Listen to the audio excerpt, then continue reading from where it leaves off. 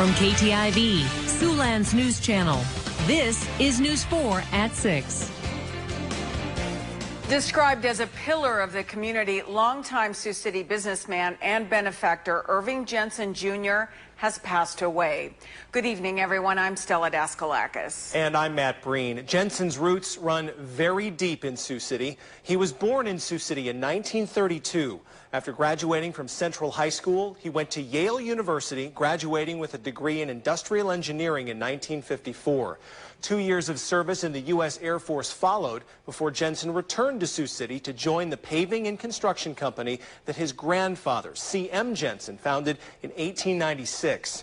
Later renamed the Irving F. Jensen Company, Inc., the business and two others were sold to North Dakota-based Knife River Corporation in 2005. From road work to reconstruction projects, Jensen was well known throughout the Sioux City community.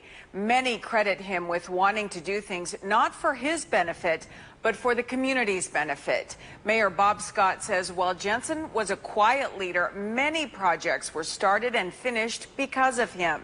Scott adds many projects which were started because of Jensen wouldn't have happened without him. You know, he's going to be missed in this community. He's going to be missed by me because he would stop by with a list of things that he wanted to try to get done, and it was a list that was worth working on. The mayor adds Jensen's leadership and guidance will be missed. Jensen was a businessman, but also a big benefactor. One of the things he was best known for was spearheading the renovation and reopening of the Orpheum Theater in downtown Sioux City. During the Depression, Jensen said he could remember elaborate stage shows at the Orpheum and movies on the silver screen. The theater closed in 1992, but Jensen played a key role in bringing the theater back. It reopened in 2001.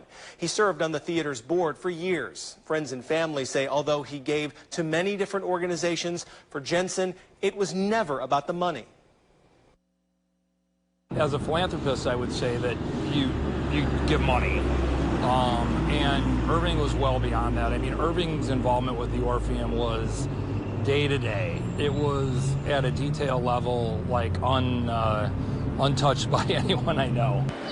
Bernstein adds one of the things that Jensen was most afraid of, bringing popcorn back to the theater. He said Jensen thought it would pile up underneath the seats and dirty up the theater. Jensen and Bernstein had their work cut out for them. When it closed in 1992, the Orpheum had been converted to a two-screen movie theater. To accommodate the projectors at the back of the theater, the balcony and loge boxes were actually removed. Those were replaced, and many of the original fixtures, including chandeliers, were recovered and put back in place. The restoration cost nearly $10 million. Another legacy that Jensen leaves behind is his work with the Sioux City Public Museum. Museum staff say Jensen was key in helping them to move to their downtown location from the Pierce Mansion on Jackson Street. Staff say he not only helped the museum financially, but with donations of exhibits as well. Museum Director Steve Hansen says they're honored to be able to show off some of Jensen's legacy to the community. Anytime you had a lengthy conversation with Irving, it would turn into a history lesson of some kind, either state, local, world history for that. But, you know, just truly one of the good guys in the community, and it's a big loss for the community, and it's certainly a loss for the museum. Hansen adds, although it's sad to see him pass, Jensen will leave a legacy for generations to appreciate. Now, while you might not know about his contributions, this fire truck. In 2009, Jensen donated that bright red 1918 Mack fire truck to the museum. The rare historic fire truck was obtained by the Jensen family in the early 70s. They got it from the fire department in Long Branch, New Jersey, and fully restored the piece. Jensen also served on the board at Unity Point Health St. Luke's when the hospital first opened its doors. He was on the board when Methodist and Lutheran hospitals came together to make one hospital. Jensen negotiated the purchase of the land where Unity Point stands today. Staff at Unity Point say he took great pride in the hospital. They say he was always finding different ways to help improve different areas of the hospital. One of my favorite stories is actually that Irving would still come back to the hospital and walk around and check things out, and then he'd come to my office and say, you know, this needs to be done. You need new carpet up on the second floor. I think you should move that statue somewhere.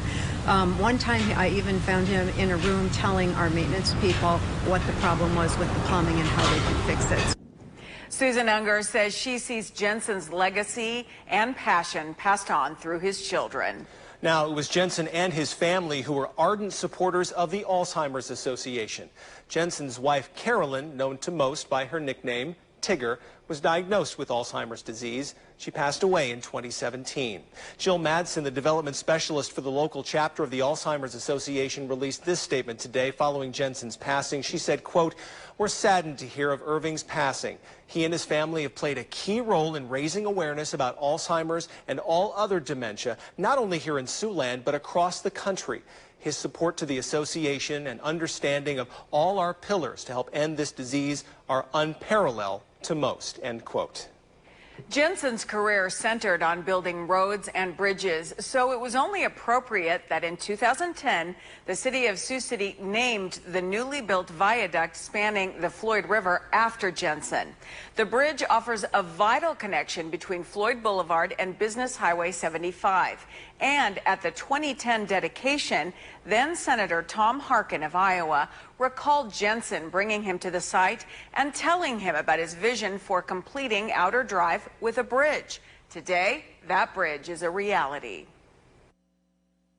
Well, he did, hundreds of millions of dollars worth of road work in this area. He was, his company at that time was one of the top 3 or 4 in the whole state of doing state work and that. So I would think that's a small price to pay for his dedication to better roads.